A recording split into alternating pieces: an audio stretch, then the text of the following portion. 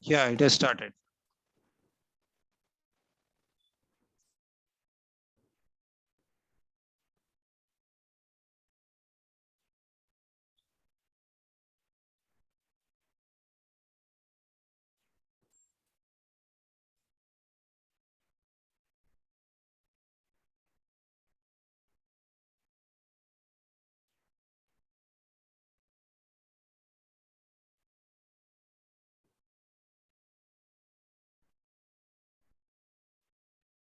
Hi everyone, a very good afternoon to all of you. I am Karishma Surana this side from Team Wellcure, and I am going to be hosting today's session. I welcome you all to this live session of Boost Lung Health and Immunity program. I think most of you are familiar with what Wellcure is all about. It is a digital platform for natural health and natural living.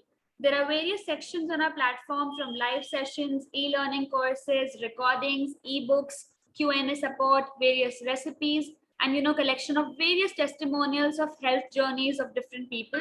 And to know more about Wellcure, you can surely check our website or download our app from App Store or Play Store.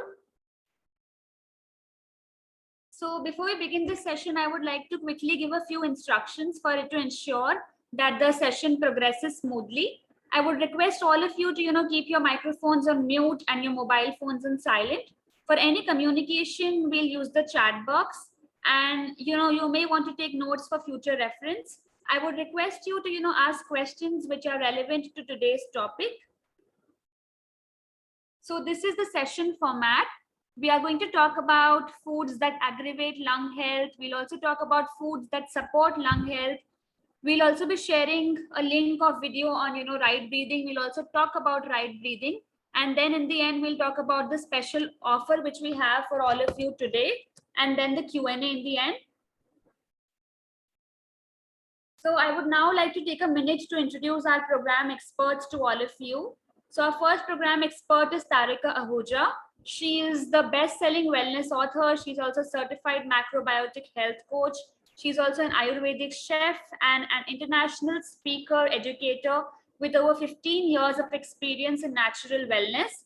She has in-depth knowledge of lung health, and she's also written a book on the subject, The Asthma Cure, which is a relevant and indispensable book for this time and age. And she has also written this beautiful book called as Beautiful Children, which is an exceptional book to guide parents in raising strong and healthy children. So it's amazing to have you here, Tarika. I would also now like to take a minute to introduce our program expert, Manjari Agarwal, to all of you. She is also a certified yoga teacher in the Hatha Yoga and Ashtang Vinyasa traditions. And she teaches yoga to individual students with therapeutic needs. She is also the co-founder of Violet Wisdom and enterprise offering, natural wellness education, products, and experiences. She is an action learning facilitator associated with the School for Social Entrepreneurs in India.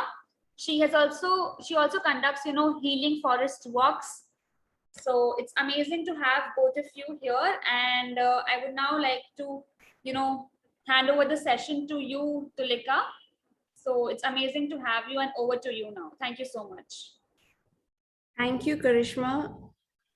Thank you so much. We can start with our slide, I guess, but I'd like to introduce myself. I'm Tarika Ahuja. I'm a wellness author and integrative nutrition coach, and I've been working with macrobiotics and Ayurveda for the last about 15 years. And I've authored 2 books. The first book is on children's health, while my second book is what gave birth to this program, and it's called The Asthma Cure. And so that's written with Penguin, available on Amazon if anybody's interested. And so we can start the PPT. Actually, I prefer the PPT on the screen. Yeah, sure. Thanks.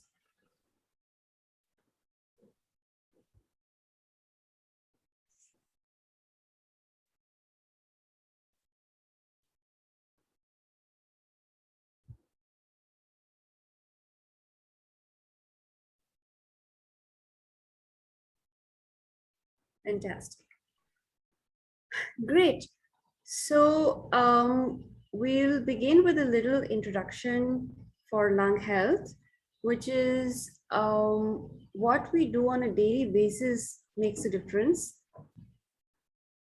It's not something, falling sick has, getting to a certain health condition or falling sick often takes many years. We may not be aware of it, that we're falling sick or our immunity is being weakened. We come to know only as we start seeing the symptoms, but sometimes it takes 5 or 10 or 20 years before we fall sick. So getting healthy is not a process that happens overnight either. It's not like one will eat very healthy for 1 week or 1 month and they will get better. Of course you will start feeling better than before. The symptoms will be reduced within a month or two or few. However, building real health, holistically is a slow process, because holistic health requires daily practice, and holistic health is based on things from nature. And just as nature changes its course slowly, changes its seasons slowly, everything happens at a pace which is different from our certain mental pace, where we're like, we want results now and we want this to happen now, or we're making so much of efforts and we still haven't seen the results.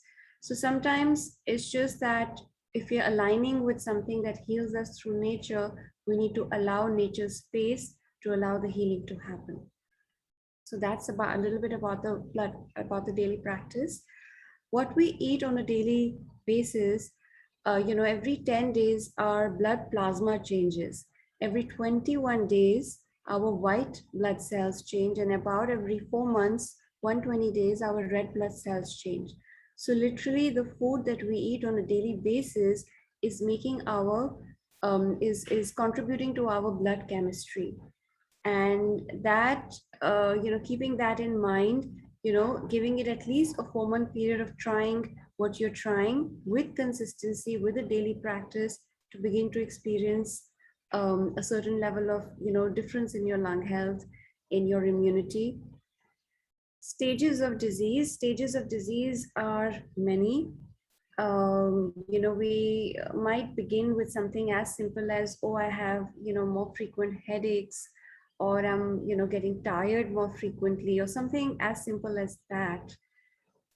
While when all of these become chronic, they become like a chronic headache or a chronic fatigue, or it becomes an even more chronic condition, like somebody may get diabetes or arthritis or asthma and bronchitis. All these conditions are, at first is something as simple as a cold or a cough or feeling tired or a headache. And with time, if we ignore these symptoms, or if we don't know, which natural remedies to use, what are the natural ways that we can help ourselves, if we don't understand that, then the disease progresses to the next stage, and then it progresses further to the next stage, where the immunity goes down, and it could go into more debilitating states as well. And maybe amongst the last few stages, or amongst the later stages, is things like cancer. So a little bit about this whole webinar is about lung health, of course, but a little bit more about lung health. We've curated this program with 15 plus recipe videos, and each video has a very specific combination of the energy of different food groups, put together in the time that it is made, shorter time, a quicker time, to match the health of our immunity and how it can help our lungs. Karishma, can we move to the next slide?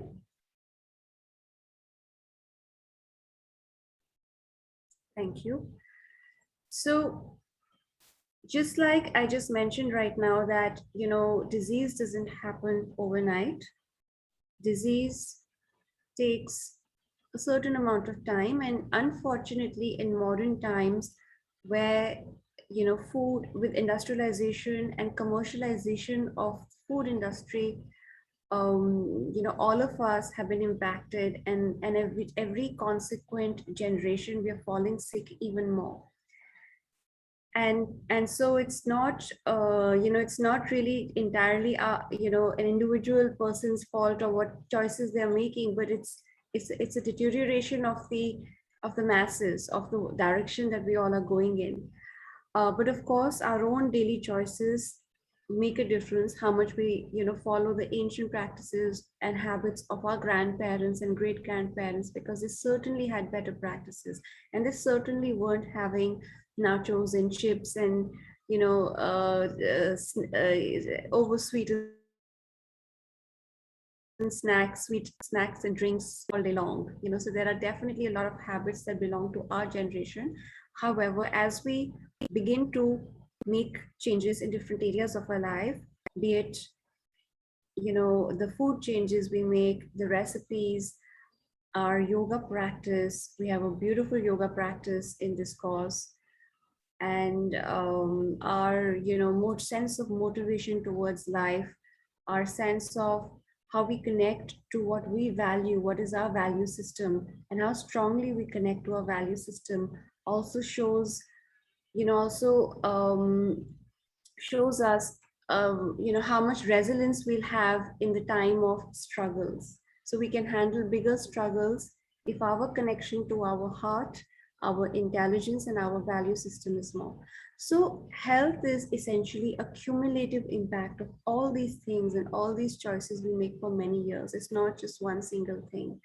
However, the foundation of health definitely happens through our daily food and our daily movement.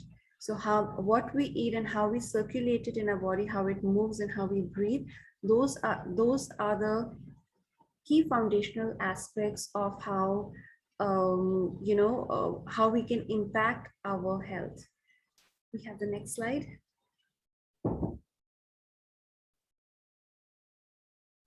Foods that aggravate lung health. So we have, to begin with, I mean, there are a lot of foods out there, but we've made a list over here to discuss. We discuss it in a lot of detail, in knowledge videos in this program. However, the chemicals, lungs are very sensitive organs, and they're particularly very sensitive to chemical preservatives that we find in food packaging these days. And food colors are, they complete havoc with anybody who has a lung condition. So anybody who has asthma or bronchitis, there is hope for us to heal, to begin to understand what is it that we're doing that is not helping us. Sometimes it takes us, simple practices like keeping a food diary. So if we keep a food diary and discuss and write down what we ate and what we did and how we felt and how was our digestion, how was our excretion, how was our mood, how was the condition of our lungs, or what was happening with the condition of our asthma or bronchitis or any other problem that we may be suffering from. That helps us identify individually what is it that was aggravating our lungs a lot more. But all of these things that we mentioned here aggravate anybody's lungs. But we may be particularly even more sensitive to certain things than not. Amongst these, we may be sensitive to a lot more things. So food colors, preservatives, stabilizing agents. So, all these drinks that we have in the name of add this powder into your milk and your child will have better muscles and things like that.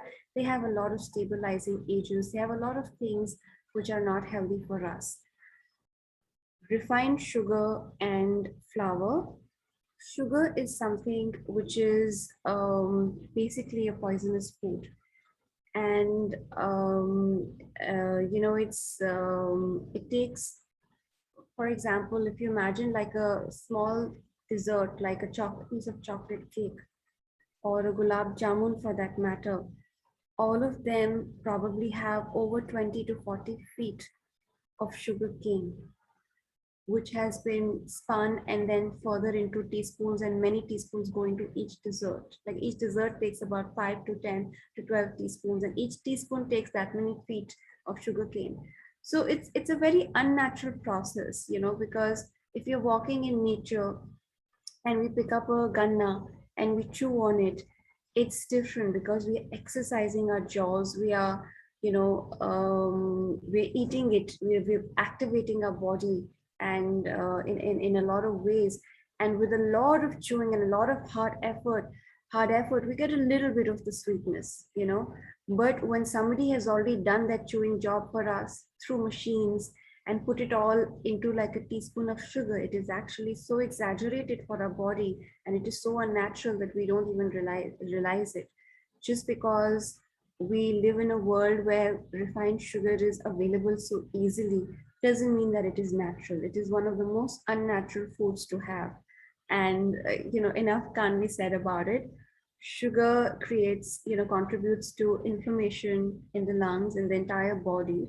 And inflammation is a precursor to any health condition. That could be anything at all. Um, then we have flour. Of course, white flour is also refined as opposed to a whole grain, and that also affects our, it's also mucus building. So if you see the nature of flour, especially white flour, we make, atta out of it, right? We make we make dough out of it, and then it's kind of sticky, and then when we consume it too often, it makes, in a way, you could say, our blood a little more sticky. And so when we have foods that create, more stickiness in a food, even sugar, if it's left on the, refined sugar or sugar that's left on the table, you'll see it's sticky and it attracts ants. It's so sticky. All of these foods that create more stickiness in our blood quality also contribute to, the production of excess phlegm or, extra mucus, which, in turn is definitely not good for people who want to improve their lung health and immunity. Commercial dairy is another such thing. It's, I would say it's a triangle between refined sugar, flour, and commercial dairy that is probably the worst health triangle, like a Bermuda Triangle, as I call it in my book. It's like, ships go into the Bermuda Triangle and they sink and they don't know where it's gone. Similarly, people who consume refined sugar, flour, and commercial dairy, it's basically like a Bermuda Triangle because the health sinks and they don't even know where it went. What were the causes for it? Um, Amongst the commercial dairies, especially the cheese is something that's a lot denser. It's that much of milk again taken in and condensed into a tiny piece of cheese. It's a lot more harmful to the body. Then we have, a category of vegetables which is called as the nightshade vegetables. And these vegetables basically are called the nightshade vegetables because even though they grow in the day too, but a larger portion of the growing activity happens at night. So what we eat, it has a certain energy, and so it acts similarly within our body. And if it's got the quality of growing at growing at night, it sort of has a quality of almost overstimulating us, and so we don't have peaceful sleep as well. It contributes. It's very subtle, but these days we are doing so many bad things that we may not notice the bad effect of one or two things till we really start cleaning out our diet, and it takes at least a month, at least a year or two to begin to sensitize our body by not eating a lot of these bad foods and then realizing what is it that is actually affecting us or not. But when we're taking so much of it all the time, we almost have no real barometer of seeing what could be possibly causing it. So these nightshade vegetables, besides going at being overstimulating, um, they are also highly inflammatory, and they deplete the body of essential nutrients. They deplete the body of essential minerals. And these vegetables, unfortunately, have been used a lot more as the tasty vegetables in India. So for example, eggplant and capsicum and tomatoes. Tomatoes isn't even a plant that belonged to India. It's not an indigenous food. It came from Spain, and we adopted it, and some people thought it tasted very nice to gave a little nice exciting sour flavor to some dishes, and that was okay as long as it was added to a few things. but as soon as they started adding it to almost every meal or every day, and that's the state of most households, unfortunately, that's where our immunity started to deplete. Then yeast. Yeast is something that we find in a lot of commercial bakery, and we find it in most commercial breads.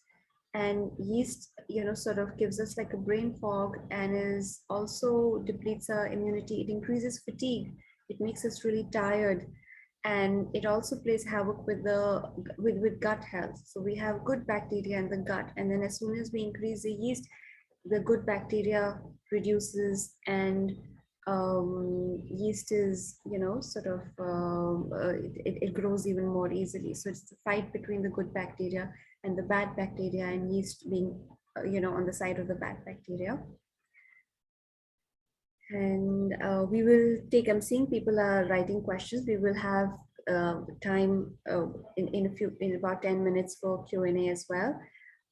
After the yoga session, we'll have some Q&A as well. We could go over to the next slide.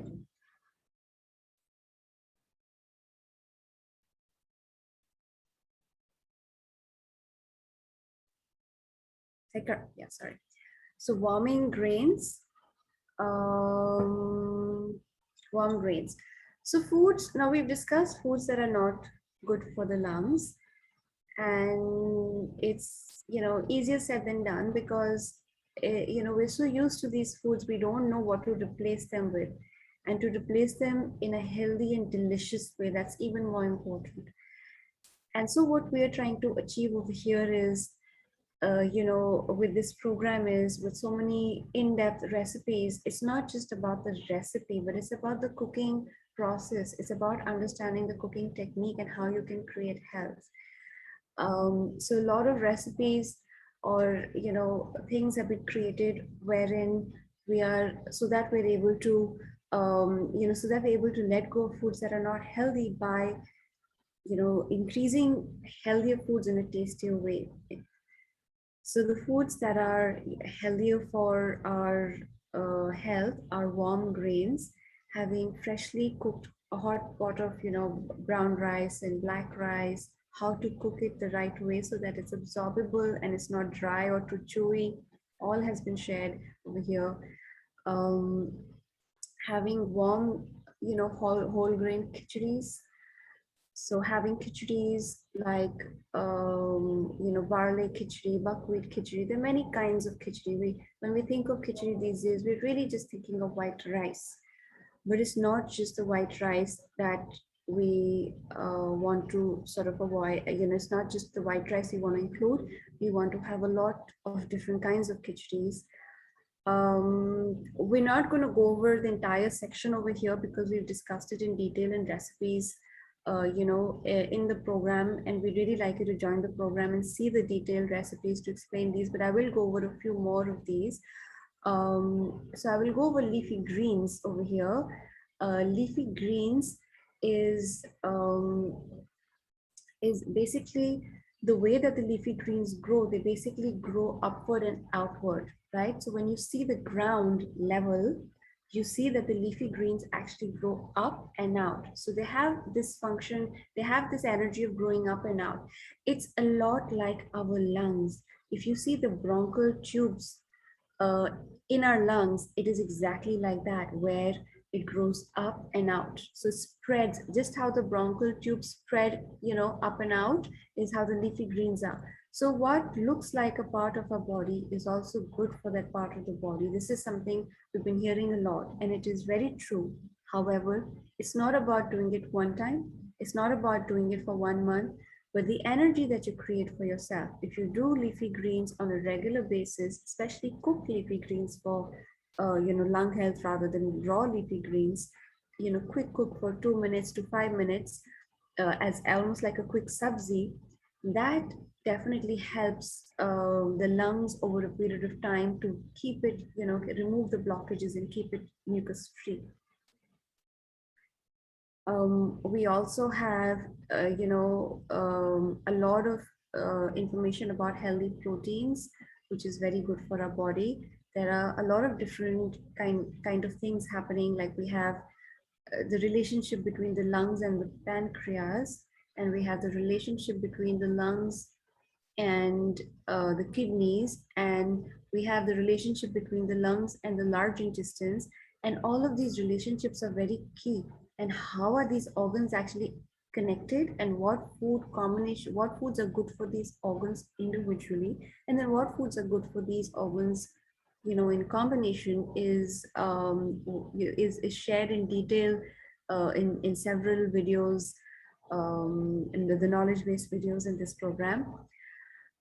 Pungent and bitter foods have an effect to cut down fat and mucus in general, so people dealing with excessive amount of mucus need to look at what is creating the mucus, or what is creating that extra phlegm production. Is it the foods that you're eating, or is it the state of the organs, or is it the malfunctioning of the organs, or inflammation of the organs that is allowing for the phlegm in the body to increase? So we can go over to the next slide.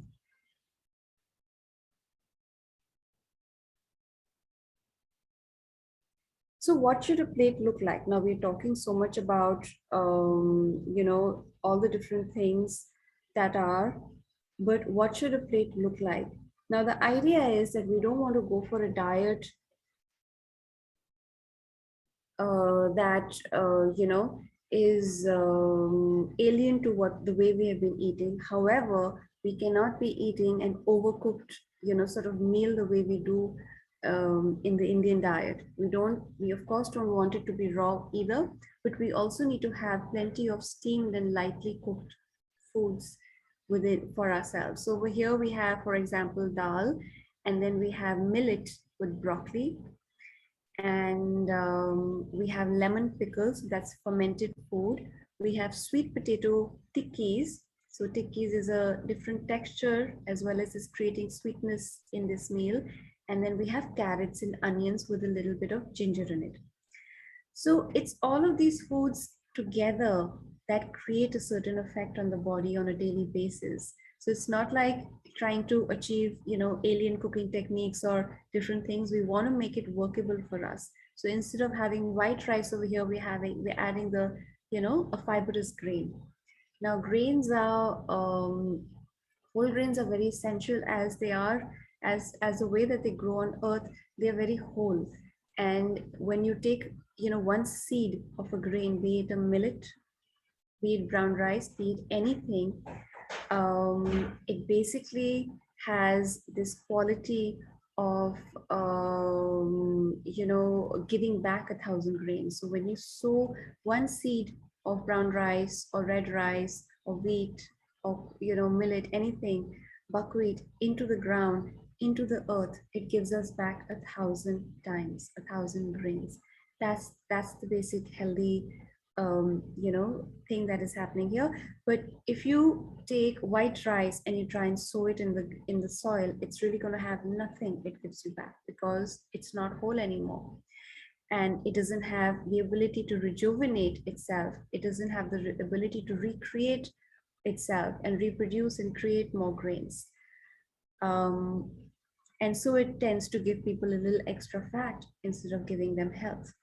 So white rice, though, that is something that may be okay to have very occasionally as a treat food, but not something that should be used as daily grain.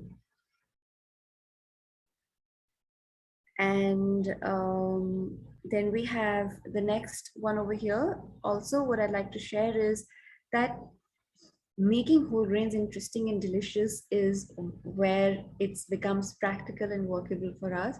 So for example, this is, a brown rice salad. So this is a brown rice salad with imli in it, with mint leaves in it, with roasted peanuts in it. And it's got this combination, it's got lots of hydrating vegetables. Like, as you can see, it has pumpkin in it, carrots in it, and it's a combination of how you put things together. When you add a grain with, or bean dish or pulses with enough hydrating vegetables, that combination is very nourishing for us. So we're used to having like dal separate and rice separate and just a little bit of sabzi. And unfortunately, in the modern times, when I see people have sabzi, not everybody, but of course, many households have seen have sabzi like in a jar. You know, sabzi is not meant to be in a jar. Sabzi is meant to be had a bowl full or two bowls full every meal. You know, so having it can be added into soup. It can be added as steamed vegetables. It can be added as two sabzis, some in tikki, some in plow. But there should be more vegetables in a meal than we have. I'm not saying we should also have every single meal with lots of vegetables. Some meals, maybe one pot meals and simpler meals. Sure, there are days when we're not able, we don't have to create a large variety.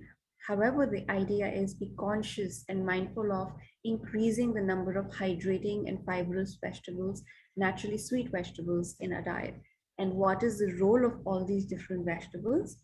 What is the difference between hydrating and sweet and pungent? All of this is discussed in detail in the knowledge videos in this program as you join it. Going over to the next slide.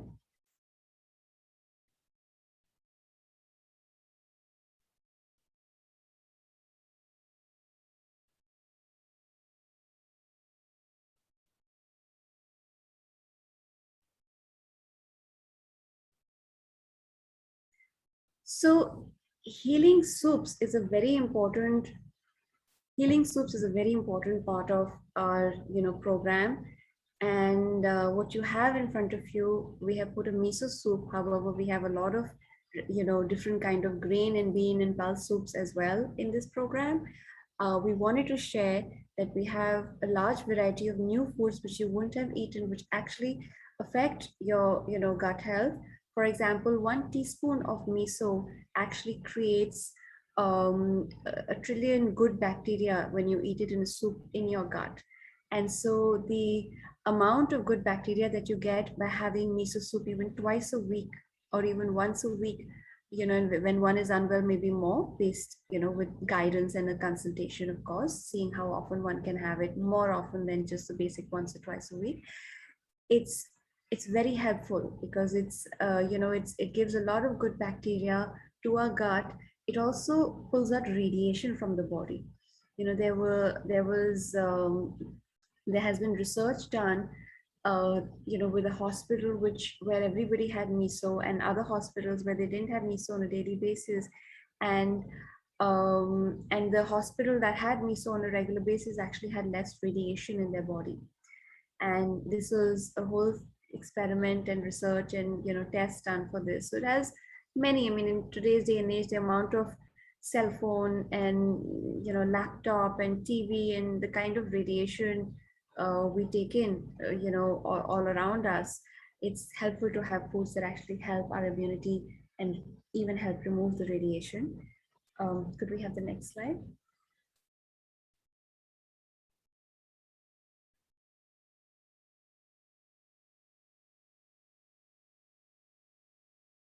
So we have a lot of different dishes that are actually prepared in a very healthy way and are as delicious and as close to the original flavors that you would like. There are many different kinds of millet. And if we try to make upma out of any kind of millet, sometimes it is very gooey, or sometimes it's very thick, or sometimes it's very bland and doesn't have the right flavor. So there are different combinations of millets that we've used, or dishes which we've used for different dishes. So over here we've made a kodo millet upma, which is as close to a regular upma in flavor as you could have it, and it's got seeds and spring onions, which are pungent and good for the lungs, and dhania patta, which is good for our blood and keeping everything going fresh. It has black sesame seed salt. It's got a lot of good things which are mineral rich and fiber rich and very soothing to the digestion as well. Moving into the next slide. So this is my book. This is my book called The Asthma Cure. It's available online, as it was mentioned earlier. And anybody who'd be interested, it has over 100 recipes. It's got a lot of information out there as well. And a lot of that information, we made it very practical and simple and put it in this visual, in a visual way in this program, so that it's understandable very quickly and it's understandable by all the members of the family as you watch it. And from here, I'll hand over, the work to Manjri. She can take over the yoga session, and then we'll come back for the questions towards the end. Over to you, Manjri.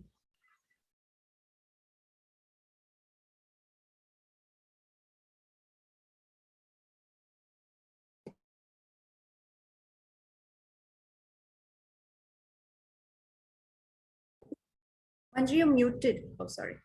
Sorry. Yeah, I'm so sorry. Good afternoon, everyone. Can I request you to start the slides for the yoga section?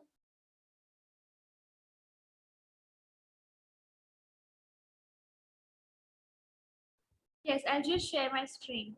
Okay, sure. So in the Can meantime, be a bit loud, please, because I think your voice is. okay, can you hear me now? Is it better? Yeah, it's better. Okay, I'll great. just share my screen. Yeah. Yeah, sure. So hello, everyone. I'm Manjari, and I'll be taking you through a short presentation on talking about yoga, the relevance of pranayama, and how it can help us, and what is the first step to begin our journey with yoga. Of course, I imagine that all of us have practiced yoga in some way or the other, but it's always helpful to look at it from a new perspective and understand it in a deeper way, in a more elementary manner also, to begin our journey in an elementary manner, understanding every detail and then progressing on the journey. So I welcome you all to this session. And to begin with, let's talk about what is yoga. So yoga comes from the root word yuj, and yuj means union. And what is this union? So this union can be looked at in several ways, but for our purpose, let's look at it as the union of mind and body.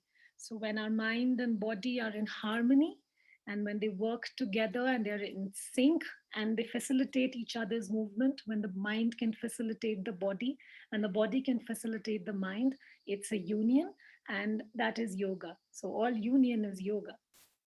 And several times we feel that some people think that their bodies are too stiff, or sometimes we feel we're too tired, or so many other reasons, and we think that we cannot practice yoga. But Sri T Krishnamacharya has said that if you can breathe, you can practice yoga.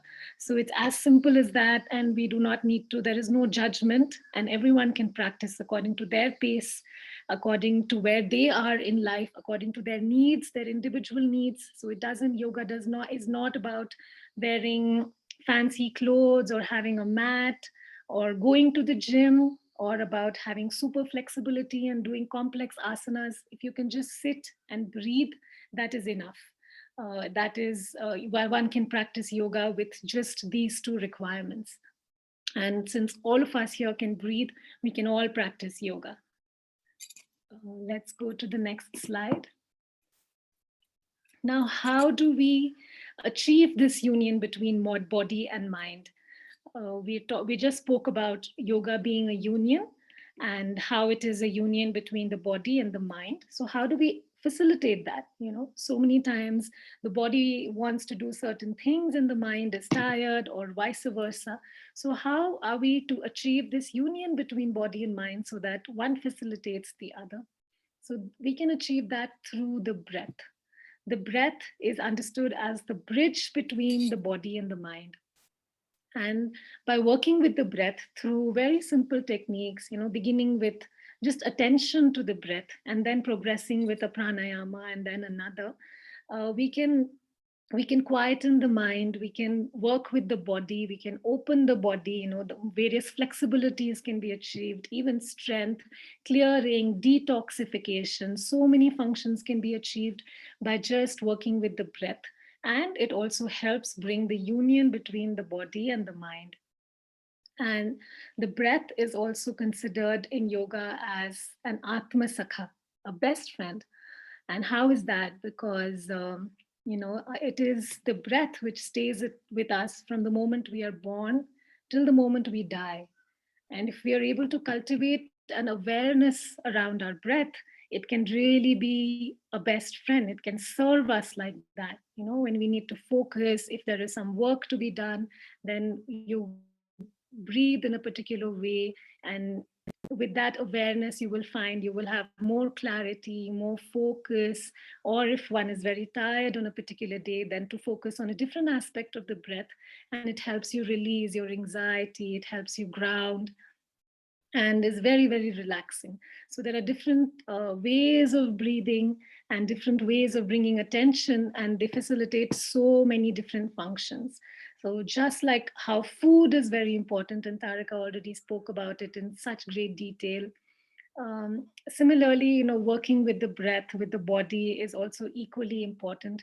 And they really go hand in hand, So if you start your journey with food and nutrition and going towards conscious eating, naturally, your body, your mind will lead you to yoga, or, some other similar form, which leads to more awareness of your breath and your body. And it's also vice versa. If you start your journey with yoga and you start bringing more awareness to your body, your breath, then it will consequently lead you to becoming more aware of the food you eat, because the food makes the body and the breath makes the mind, and how you feel around it. So they're very closely linked, and they must go together. One will naturally lead to the other. Mm. So we can go to the next slide. And we spoke about how yoga is union between body and mind. And why is the mind as important or so important also? Because if the mind is disturbed, we may think that, oh, my mind is disturbed, I can still do this, I'm anxious, but I can still do this. And we do that. But there are so many consequences that happen with the slight disturbance of the mind. It leads to emotional suffering. That's one. It leads to negative thinking patterns. Sometimes it develops into a pattern. And it also leads to physical discomfort, because the mind is very closely related to, when the mind becomes agitated, the body also follows. And then the prana, or the breath, is supposed to flow in our body in particular channels. So when it flows smoothly in those channels, then we have health. But what happens when the mind is disturbed is that the prana also starts wavering from its path, it wavers from its channels, and that creates disease. So very often we also say that disease is created in the mind, and then in the body.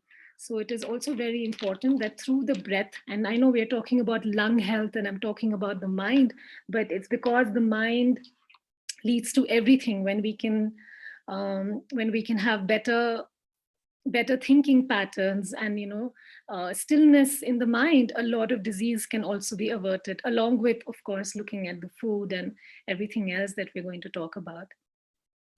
So yes, so a disturbed mind leads to physical discomfort, and it leads to a disturbed breathing pattern. And the corollary also happens. If the breath is disturbed, then the mind is disturbed and the body is disturbed. So this is how we are approaching health, by working with the breath. So we cannot work with the mind. It's very difficult to work with the mind. If the mind is anxious, we cannot tell the mind, hey, stop being anxious, just calm down, become quiet. It doesn't happen like that. And all of us would have experienced that in different levels. But what we can do is bring awareness to the breath, because the breath is always there with us. It's always an anchor. And if we can bring attention, if we have had some practice in breathing, if we have had some awareness to our breath, then we can bring some awareness to the breath and slow our breath down, a simple breathing practice. And with that, we will find that the mind will calm down, it will relax, it will help us sleep, it will help in different bodily functions, and so on. So this is why I wanted to bring in also talking a little bit about the mind, because it helps in keeping the body healthy. And how do we keep, so when the mind is disturbed, like I just said, through some breath practice, we can quieten the mind. And how is that? It is through the practice of extending the exhalation. So when we talk about the breath, there are four components in the breath. First is the inhale, and then there is a hold after inhale. This is when we are breathing consciously. Of course, when we are breathing regularly, then it is not possible to have that much awareness or control of the breath. But when we sit down and breathe consciously, then we look at four components of the breath. The first being an inhale, The second being the hold after inhale. The hold can be just a small pause, or it can be a longer hold based on an individual's capacity and training.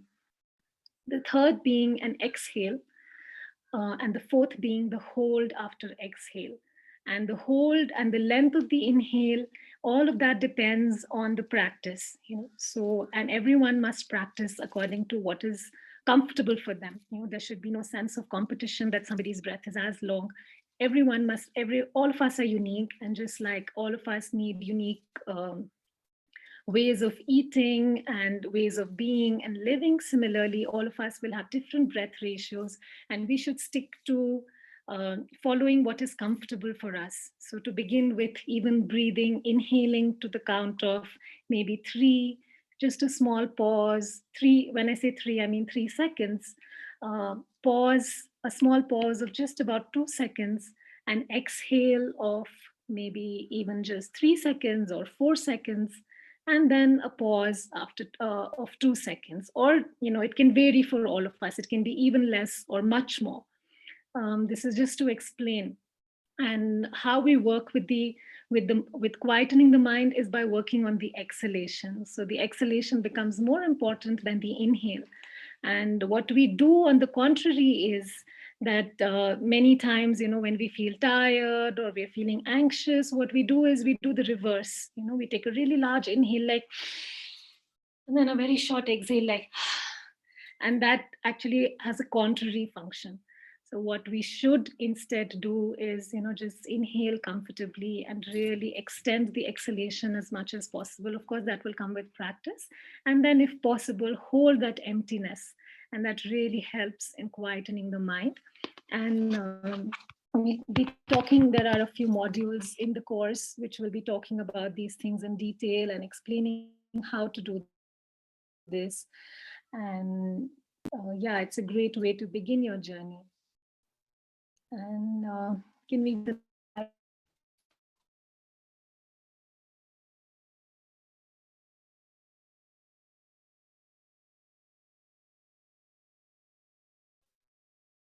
Karishma, could we go to the next slide, please?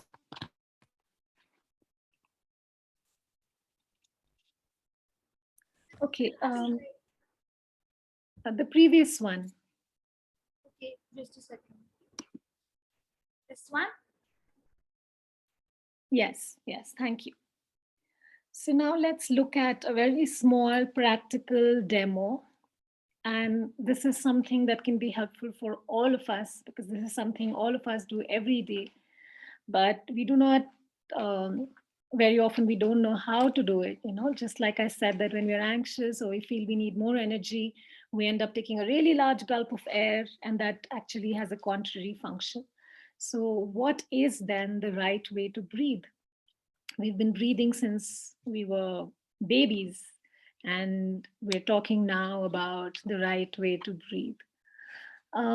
So whenever we talk about the breath, I mentioned the four components: the inhale, the hold after inhale, the exhale, and the hold after exhale. Now, which one would you think is the most important component? It is the exhale. So we always begin with the exhale. Until we learn how to exhale properly, we cannot look at the other elements. So why is it that the exhale becomes more important than the inhale? It's because when we breathe, these are our lungs, right? These are the organs that are involved in the breathing. We breathe through our nostrils. It enters through the clavicles to the lungs, and just underneath the lungs is the diaphragm. So this is the region that's involved in respiration and the breathing.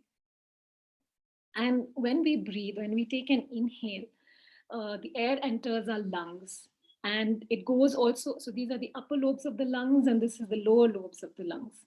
So it enters our lungs, it comes to the lower lobes of our lungs. But if we take a shallow exhale after the inhale, then we are able to expel the air from our upper lungs, but the air from the lower lobes remains trapped. So then when we take the next inhale, the previous air is still trapped. So that's stale, right? It hasn't been expelled yet. So when we take the next inhale will also be a shallow inhale. It will be a short exhale, and it will not give us the fresh prana, the vital energy that a new inhale should give us, because there is still old air trapped in the lower lobes of the lungs. And this, if with continued, if we have taken several breaths like that, then it creates toxicity in our body. So it becomes very important that we allow better ventilation of our lungs, that we are able to expel the old air first, and then we take in a new breath of inhale, which will energize us, which will give us fresh prana, which will give us more focus, clarity, all of that. So now, how do we do that? How do we do, how do we expel the air which gets trapped in the lower lobes of our lungs? So we do that by also involving our abdomen. Now, the abdomen is not involved in the function of the breath, but it does help facilitate the breathing. So these are our lungs. Just underneath the lungs is the diaphragm, and just underneath the diaphragm is our upper abdomen, and then the lower abdomen. The lower abdomen being the region where the navel is. So that becomes the region of our lower abdomen. And when we take an inhale, and we hold it for a small pause, and then when we start exhaling, we can start by drawing this lower abdomen gently in and up. And the purpose behind doing this is to push the diaphragm. When we had taken the inhale, our chest had expanded, the lungs had expanded, and it had led to the diaphragm getting pushed down. The diaphragm comes down as we've taken inhale. So when we begin exhaling, we gently pull pull is not the right word. We gently draw the lower abdomen in and slightly up. So we push the diaphragm, which had come down, we push the diaphragm up. And by pushing it, whatever air was trapped here will then get expelled in the process of exhalation.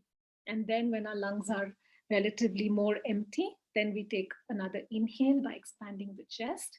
And that is a much better way to breathe.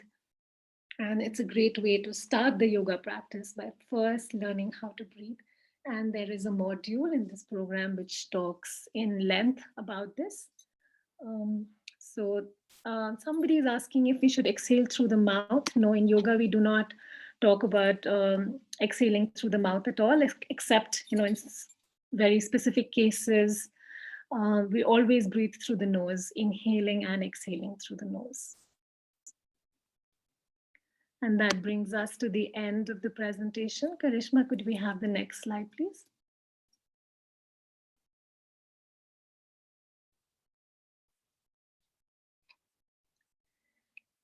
In the module, there is a module on also asana. So a small asana practice, which helps in facilitating the breath. So we first learn how to breathe. Then we learn a technique called Ujjayi breath, which really helps in so many ways. It helps in quietening the mind. It helps in removing phlegm, which is a very common lung condition, and creates breathing trouble. So we will learn how to practice the Ujjayi breathing. And then there is a module on some asanas, which help in expanding the lungs, which help in facilitating the inhale. And then there are movements which help in extending the exhalation.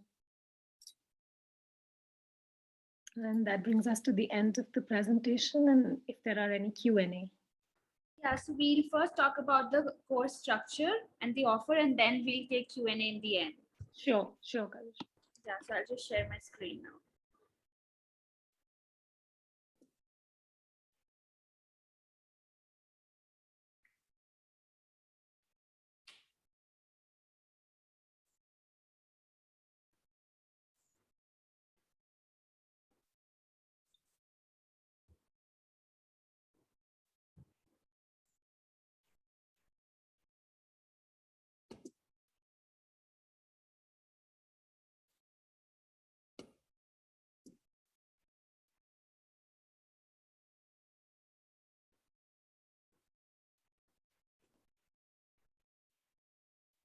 Okay, so I'll just talk about that what this course will cover. So this course is 2+ hours of, more than 2 hours of learning content is there in the e-learning program.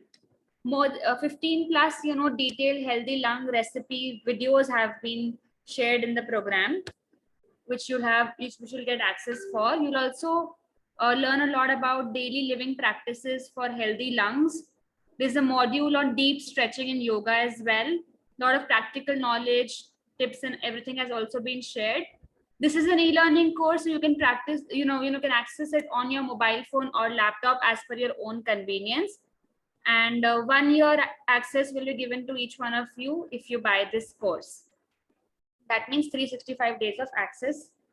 And now I'll be coming onto the course content.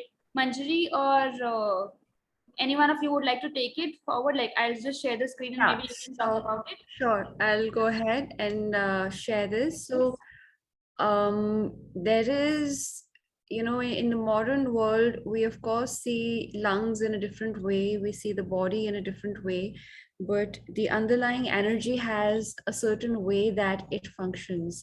So the energetic anatomy of the lungs and what is, what are the functions of the lungs, and how the lungs have a descending function, and what does it mean that the lungs have a descending function. These sort of energetic details will be shared in the knowledge based videos in this program.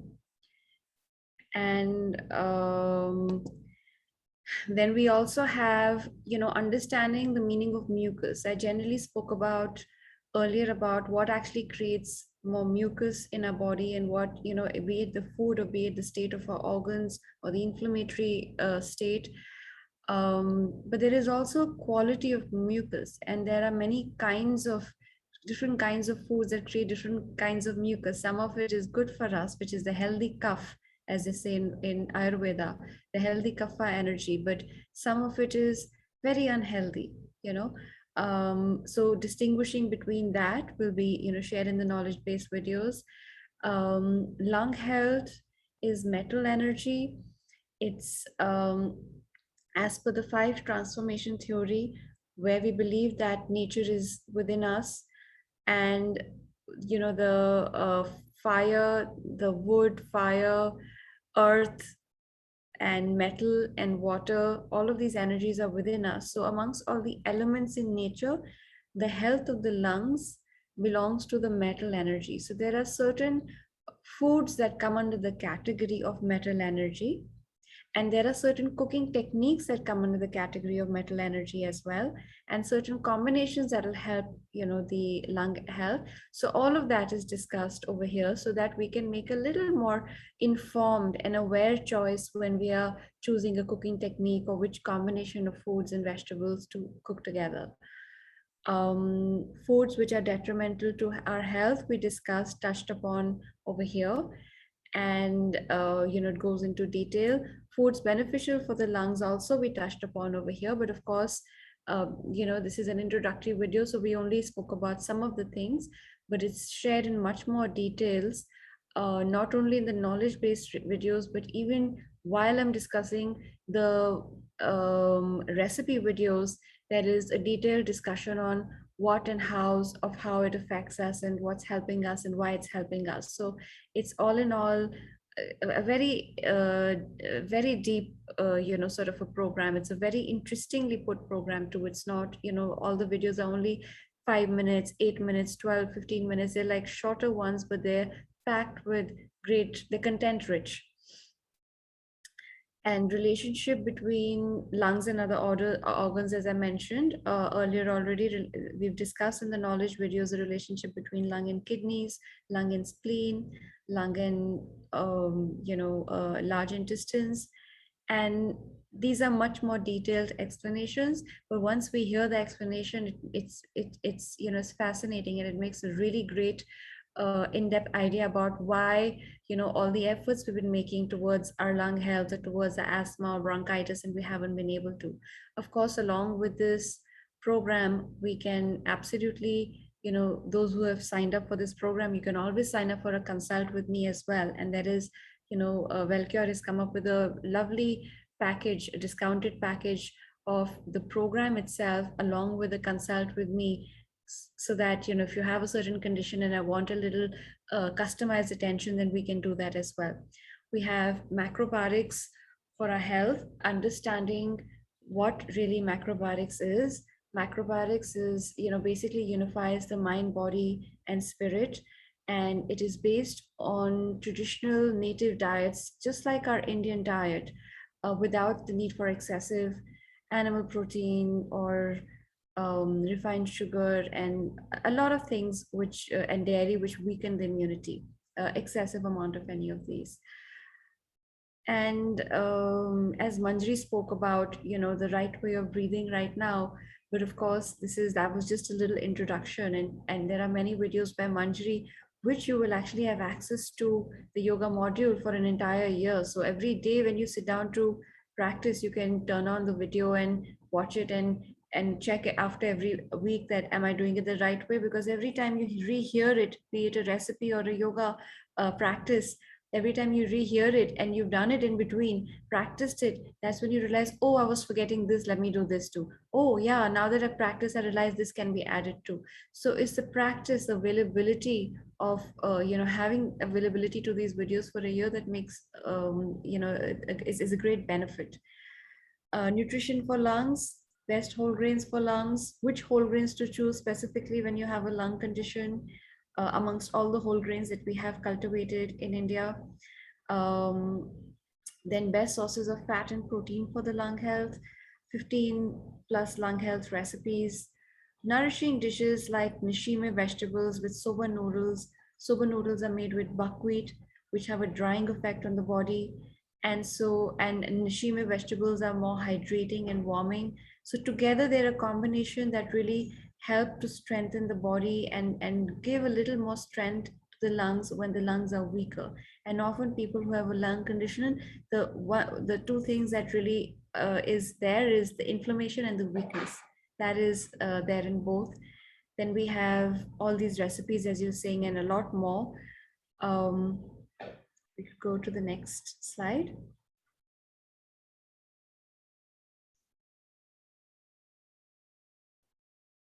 Right. And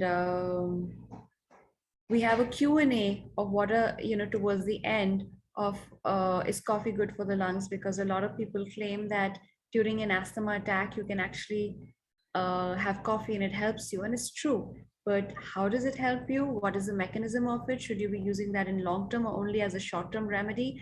All of these questions, a lot of very varied questions have been answered, you know, in a very nice and compact way. And as Manjari already mentioned about the breathing and Ujjayi breath and breathing correctly, and the asana sequences that have been prepared so meticulously, that we invite you to join this and join our introductory sessions, which we'll have, you know, Q&A sessions, which we'll have every several months. And please, you know, share in the chat if you need any information. The Wellcure team will share the links to do a consult and a course with me, or just join the course itself. And I think we can open up for questions for like 5 minutes. We can take a few questions because the time is essentially up, but we could take.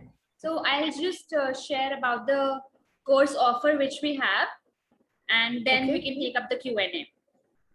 Okay. So as you have beautifully covered everything about the course, now I would like to talk about the course offer in detail. So the e-learning course, Boost Lung Health Naturally, it is priced at $990, but we are running a launch offer. Launch 25 is the code, and then you can avail it for $742. Also, the e-learning course, and if you know buy one personal consultation, then the actual price for that is $1990, but we are giving it as a combo offer for $1599. There is one more offer that, you know, if you want to buy the e-learning course along with 4 personal consultations plus the diet plan, you know, this option is best suited for people who have got chronic lung problems. So the actual price for this is $7,990, but we are running a combo offer, as I said, so we are giving it for $5,699. So these are the 3 different options, you know, which you can purchase depending on, you know, whatever you're looking for. The e-learning course is one option. And I'll also share the slide. Okay, so this is the slide. I hope all of you can see it. And 25% offer is there. You can avail the e-learning course at 742. You can use the code launch25. If you just want to buy the e-learning course, the content has already been shared, and Tarek already told that what will be there in the course. And if you want to buy one complimentary session also, and the lung course as well, then this is the offer. It's priced at 1990, but the combo offer is 1599. If you want to scan it, you can. We'll also share each and every detail in WhatsApp as well. I've already shared the link to join the WhatsApp group. If you are not a part of the WhatsApp group, then you can join it. You can even scan the QR code, GPay, Paytm, and we'll also send the bank details also in the chat box. And now coming to the third offer, which include 4 sessions plus the diet plan and plus the e-learning course. So this is originally priced at 7,990, but we are giving it at 5,699. So if you want to buy this combo offer, you can do that as well. If you have any other question, related to the course offer and anything, you can ask in the chat box and we'll be very happy to answer that.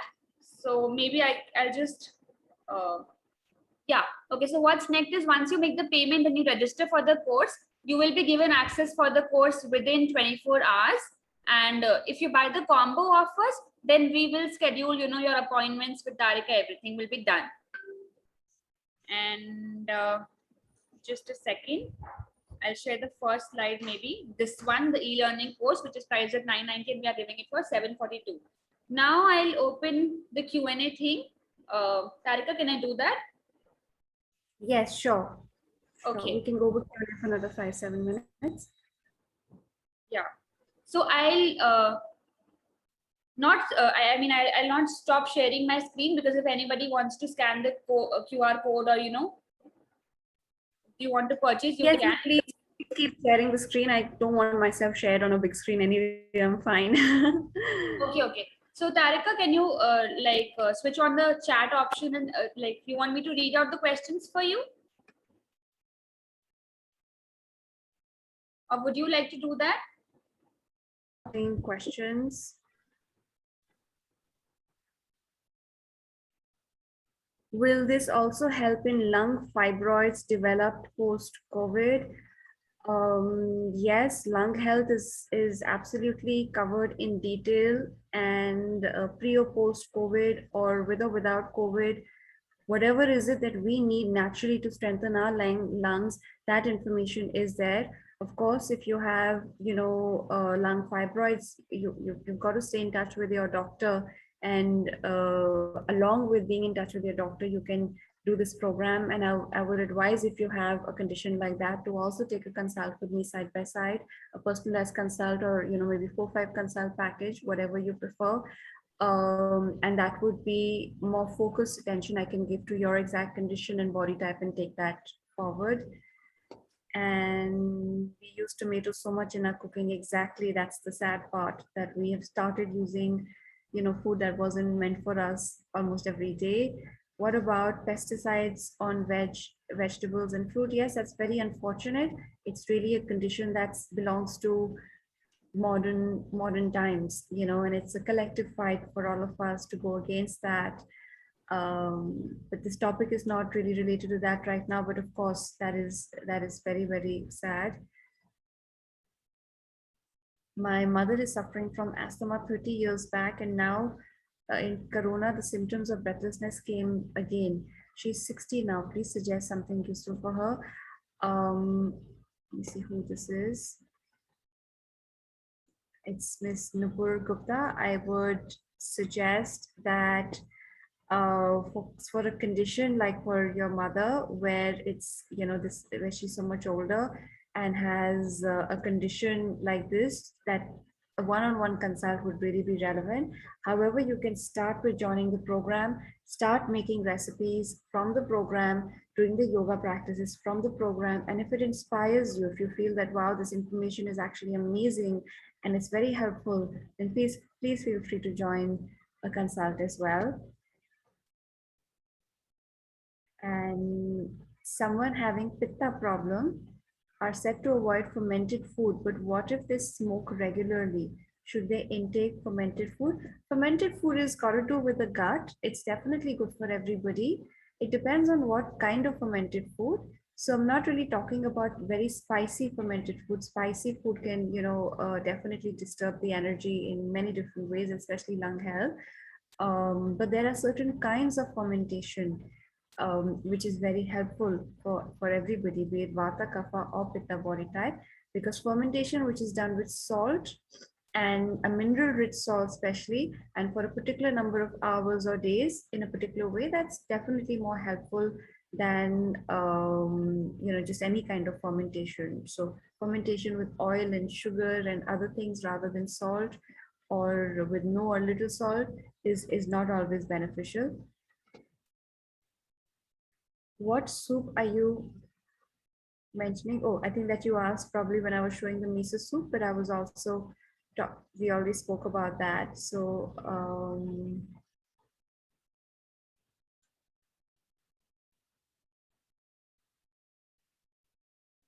please send.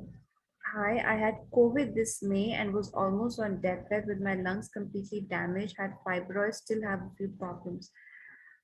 This is from Santosh Agarwal. I really sympathize with that condition. It's definitely, the way that COVID has taken over our life is,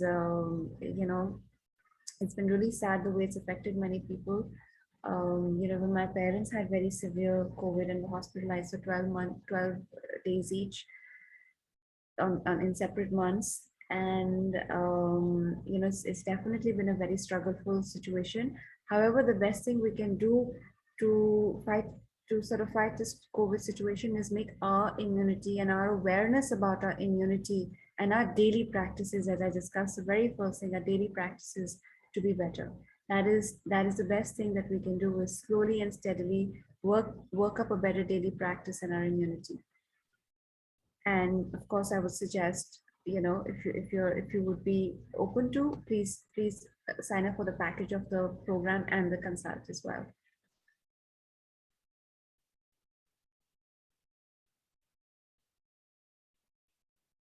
How much chance cure asthma consultant with ma'am? Um, Asthma is a condition which, because people have thought for many years, because it's very difficult, the lungs are very weak, it takes a lot of effort in different areas of our life to begin to see improvement. So it's a very slow healing process. It's definitely something that you can improve, and the symptoms can go down drastically, provided you seriously follow the guidelines for at least about 8 to 12 months, and follow the yoga practice. There is definitely an improvement with the yoga practice and the food practices. It's a notable difference.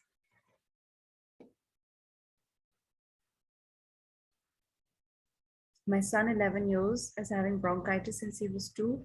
Will this program help him? Yes, definitely this program will help him, and it will help you understand what are the grains and what are the things that will um, help the lung condition. Building awareness and practicing based on the awareness that we build is what the purpose of this program is. Wellcure has done an amazing, put together this program with Violet Wisdom, with Manjri and me in an amazing way. Our country is very polluted. We should do lung x-ray or any simple test yearly to keep check on lung condition. Yes, that is a concern. To understand lung condition, we definitely need to work on all ends. We need to work with a pulmonologist if you wish to get an x-ray done. Initially, I don't think you need it. I don't know if you would need it. That's a personal call if you would need it on a yearly basis. But I think at one point you would definitely need it initially, maybe for 2 years on a yearly basis. And there is a trend with 2-3 years of doing it, that you will see a certain trend is being formed, and your doctor will tell you when, how often you would need a lung x-ray. Um, My daughter takes very short breaths and her stamina is very low for running. What can be the reason? There are many reasons for this. There is a certain kind of muscle contraction happening, which could be either genetic or could be any other reason as well. And it could also be daily food habits and the cumulative impact of having too much salt or maybe too much protein, too much, non-veg. It could be certain things. It could also be extreme weakness with having too much sugar and chemicals. It could be some sort of a combination which is making the body weaker and hence the stamina is low. Could also be stress, of course. Stress also, lack of sleep and stress also weakens a person's system. So it could be a lot of different reasons, but I would begin with adopting the recipes over here week by week, at least doing 4 new recipes every week, and then adopting another 4 and then another 2 and continuing every week adding to your diet, adopting the new yoga practices and take it from there. Um, Great. I think we won't take any more questions now as we've gone way beyond our time, and I also have some appointments waiting over here. So can we close the session now? Karishma, could you take over to close the session? Yeah, so actually I can see a few people raising their hands. Would you like to take their questions or you want to is like Um, I can take maybe one more question. I could take maybe one more question. okay, so Tushar, if you would like to unmute yourself and ask. Tushar, are you here?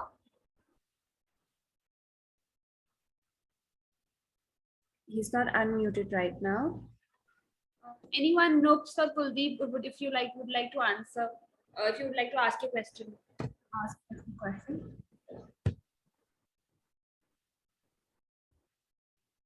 I think he's written in the chat section that there is a condition after COVID with people on increasing heart rate. Can you throw some light?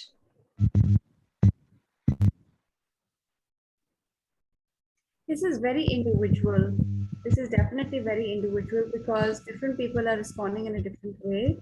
Lung and heart health are definitely, closely related as well. But I feel it's also the medication given during COVID that is beginning to affect lung health.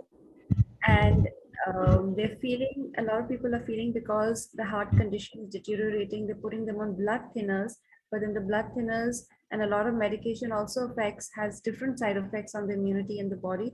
So there is a lot happening and one needs to look at the individual. The important thing to do over here is to look at the individual, look at their strength, look at their body type, look at their Vat Kapha Pitta, look at their the energy, the genetic energy, the current condition, and work on that. So, getting into there's no this thing to putting individual attention to where that person's individual's heart condition is and lung condition is because it will be different for many people. What I can say is simple things like when I'm seeing somebody's face, if they have a more rounded nose, that's usually a condition where they have a puffiness around their nose. That's usually a condition of a weakening heart. You know, that could be genetic also for some people, and that could be condition also for some people. So when I see somebody's face or when I see their cheeks, which is related to the lungs, there are different things that you see for individuals and you work with what is weakest first and take it further. Hello. Yes. Yes, ma'am. Can my mother use pyrometer? She is 60 years old now. I have already asked in the chat. Oh, sorry. Can she use, what is your question? Can my mother use pyrometer, which comes for breathing exercises? There is pyrometer. And I think this would be more of a question for Manjari. I'm not, in terms of the breathing and how a spirometer would help, and also more of a question for the doctor. I work more in terms of nutrition and lifestyle. I wouldn't be able to address that. So can she take offline consultation also? She can take a consultation, absolutely. She can take a package of one consultation if she wants with the program. rather than more. Anything, sure, absolutely, Thank you so much. sure. Yeah, so she can for sure take that package where there is one course plus one consultation. I've already shared the link in the chat box, and I'll also share it in the WhatsApp group. And so it's already late now. We are running out of time. It's already 4:20. So thank you to Tarika for such an insightful session and being there with us. Thank you so much. And thank you to everybody else also for being there with us throughout the session. I just hope that all of you enjoyed and you might have learned a lot from this session. So you guys can for sure buy any of the packages as per your own needs and whatever course you want to buy. And okay, Monica, I'll send the link again in the WhatsApp group. Don't worry. So yes, thank you so much. We'll just end the session now, and thank you to Tarika once Bye to again. everybody, and hope to see you, in future sessions. And also, when you join the session, you may have a lot more insight and questions after you see those 25 plus videos that we have put together. Absolutely. Thank you so much, Thank Tarika. you. Thank you. Bye-bye. So everyone is sharing their feedbacks, that great insights, wonderful session. Great. Thank you so much. Thank you. Thank you, everybody. Have a great day ahead. Have a Bye. great day. Bye-bye.